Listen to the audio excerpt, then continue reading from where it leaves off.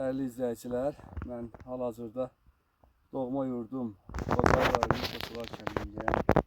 Evimizin üst tərəfində Qızılqaya adlanan ərazidəyəm. Burada çəşil var. Çox gözəl qoxusu var. Yurdumun gülü, çiçeği belə gözəl qoxuludur. Yurt qoxuludur. Şükür bu günümüzə ki, yenə gəldik kəndimizi ziyarət edik. Ben bundan biraz yığıb aparıb çay demləyəcəyəm.